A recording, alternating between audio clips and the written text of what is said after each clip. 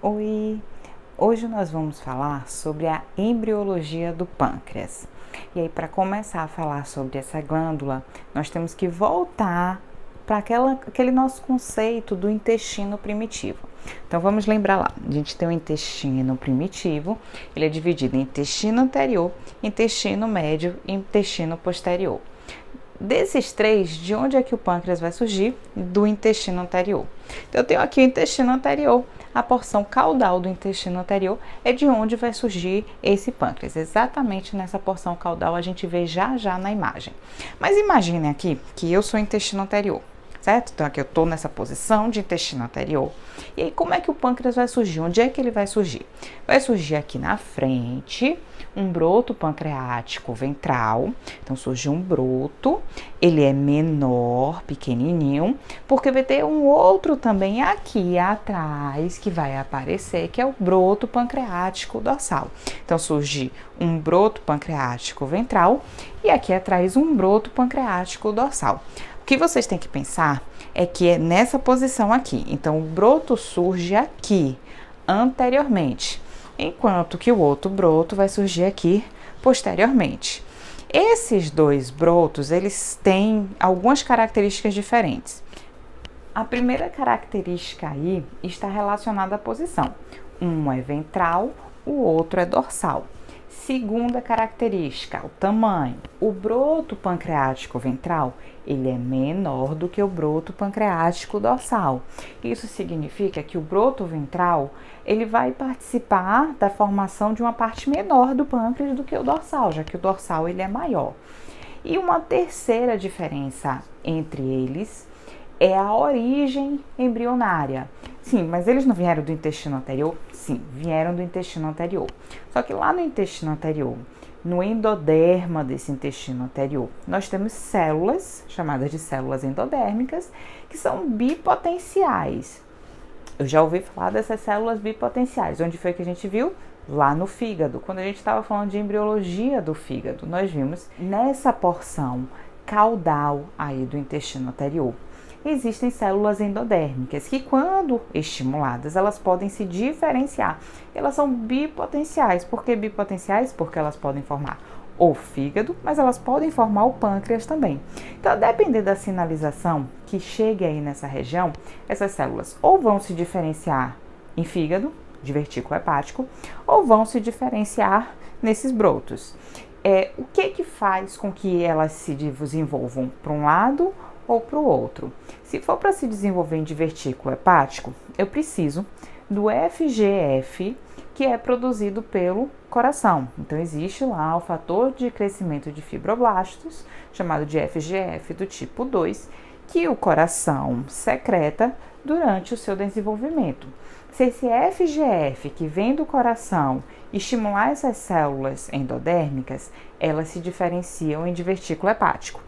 No entanto, se esse FGF do tipo 2 vier da notocorda, for secretado pela notocorda, essas células endodérmicas, então, ao invés de se desenvolverem para divertículo hepático, elas vão formar o broto pancreático, provavelmente o broto pancreático dorsal, porque é possível que o ventral se desenvolva junto com o divertículo hepático, como vocês vão ver também nas imagens, ou vocês podem revisar aí nas imagens que a gente já estudou sobre o fígado, ok? Então é isso que vai acontecer com eles. Bom, mas eles estão nessa posição, né? Ventral aqui, dorsal tá aqui. Mas essa não é a posição do pâncreas. Então o que vai acontecer? À medida que as estruturas começarem a girar, ou seja, o estômago gira, o duodeno gira, e aí o duodeno vai girando para formar o C. Essas estruturas elas vão mudar de posição. E aí elas vão girar assim, e o ventral gira um pouco mais, passa por trás do duodeno e vai se juntar aqui. Então, olha o que é que vai acontecer. Tá um aqui na frente, outro aqui atrás. Eles vão girar. O ventral tá aqui, o dorsal tá aqui, o broto, certo? Broto pancreático ventral, broto pancreático dorsal.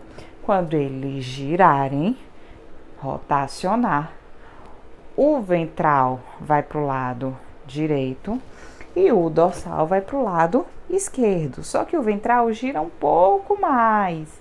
E aí, à medida que ele vai girando mais, ele vai passando por trás do duodeno e se junta aqui embaixo do broto pancreático dorsal.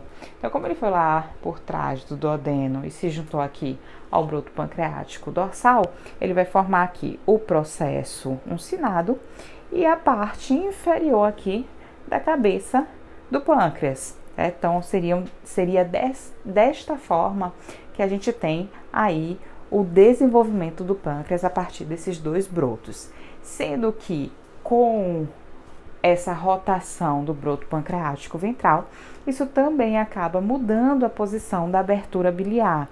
Então, o ducto biliar comum vai acabar vindo para esse lado esquerdo, quando na verdade ele estava numa posição ventral. Vamos ver essas imagens agora. Então, aqui a gente consegue ver o intestino anterior. Vocês podem perceber que o pâncreas ele vai se desenvolver a partir das células endodérmicas desse intestino anterior, a partir aqui da 5ª semana de vida embrionária. A gente consegue observar aqui o broto pancreático ventral, aqui o broto pancreático dorsal. O broto pancreático ventral, vocês podem ver que está bem relacionado ao ducto biliar comum aqui, nesse local que vai ser a abertura biliar. Veja que o broto pancreático ventral se desenvolve aqui dentro do mesogástrio dorsal, do mesogástrio ventral, enquanto que o broto pancreático dorsal se desenvolve dentro do mesogástrio dorsal. Num corte, a gente consegue perceber aqui um corte. A gente está vendo aqui o duodeno, ducto biliar, broto pancreático ventral com seu ducto, broto pancreático dorsal com seu ducto. O que é que vai acontecer? Eles vão girar. Então, eles estão na porção anterior e posterior. Vai para o lado direito, aqui para o lado esquerdo. E esse aqui vai girar mais e vai se encontrar aqui, né? Porque a gente está olhando de cima, então a gente vai ver aqui, mas seria embaixo, como vocês podem ver. Então nós tínhamos visto isso aqui, né? Essa rotação começa aí por volta da 6ª semana. Na 7ª semana, a gente vai observar, olhando por cima, que esse broto pancreático ventral vai se fundir com o broto pancreático dorsal. E aí ele vai formar o processo uncinado e a parte inferior aqui da cabeça do pâncreas. Outra coisa que a gente consegue perceber é que o ducto do broto pancreático ventral vai se fundir também com o ducto do broto pancreático dorsal. E aí o que é que nós vamos ter? Essa parte toda aqui era do dorsal. Essa parte aqui do ventral. Veja que virou uma coisa única. Só que isto aqui que era do dorsal se junta com o ventral e forma o ducto pancreático principal. E esse restinho aqui vai virar o acessório, que a gente consegue ver aqui nessa imagem. Então, aqui a gente consegue ver o broto pancreático ventral, o broto pancreático dorsal, se desenvolvendo aqui, formando essas células aí que vão compor o pâncreas. O duodeno vai começar a girar e vai formar aqui, vai ter esse formato de C. Olha o que vai acontecer. Esse broto ventral vai passar aqui por trás e vai se fundir aqui. Então, veja que ele vai se fundir aqui. Observem que até a posição aqui do ducto biliar muda também. Ele está aqui à frente, ele vai mudar e vai vir para essa posição posterior, acompanhando o broto ventral, que vai se fundir aqui. Veja que cada um tinha o seu ducto. Então, aqui a gente consegue observar também, deixa eu fazer aqui uma marcação, que vocês consigam observar melhor. Então, esse aqui era o ventral, certo? Esse era o ducto do broto pancreático ventral. Vamos mudar de cor. Esse aqui era o ducto do broto pancreático dorsal, certo? Então, a gente vai fundir os dois. Mudando mais uma vez de cor, olha o que vai acontecer. Este aqui se junta com esse E aí vai formar o que a gente chama de ducto pancreático principal, conhecido também pelo nome de ducto de Wirsson. Esse ducto pancreático principal se abre aqui na papila duodenal maior. Então, quem é que formou o ducto pancreático principal? O ducto do broto pancreático ventral, mas a porção distal do ducto do broto pancreático dorsal. A porção proximal desse ducto vai diminuir de tamanho, regredir, pode desaparecer, e se persistir, vai ser o ducto acessório, também conhecido como ducto de Santorini, que abre aqui na papila duodenal menor. Em 9% dos casos, 9% aí da população, esses dois ductos podem não se fundir, ficar assim separado, e aí o principal fica aqui e o acessório fica aqui, sendo esse maior, certo? Mas isso é uma variação aí, somente pequena porcentagem aí da população vai apresentar esse pâncreas aqui com esses ductos separados. O pâncreas, ele pode ser acometido por anomalias.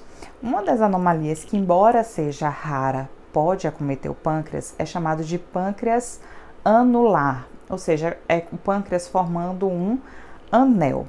Como é que isso pode ocorrer? Vocês lembram que a gente tem o ventral e o dorsal, né? Então, o ventral, ele vai para o lado direito, depois que ele vai para o lado direito, ele passa por trás do duodeno e se funde com o pâncreas.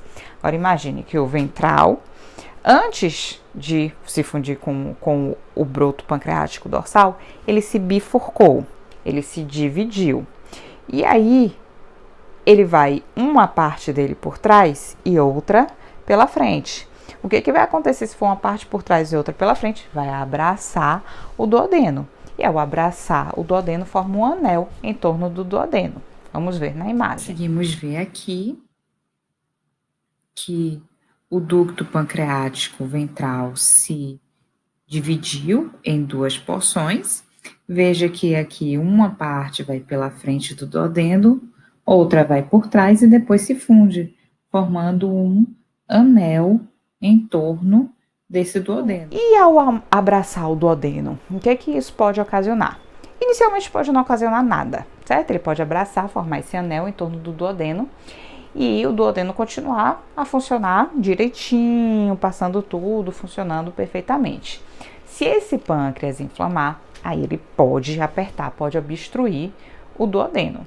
Mas também pode acontecer desse anel já obstruir desde o período embrionário e causar aí uma obstrução duodenal, fazendo comprometimento da função do intestino delgado, assim como a passagem de alimento. Então, isso pode gerar um retorno desse alimento, um acúmulo desse alimento, porque ele não consegue passar ali no duodeno. Então, aí vai ser necessário uma intervenção cirúrgica para corrigir essa situação. Essas são as referências para vocês.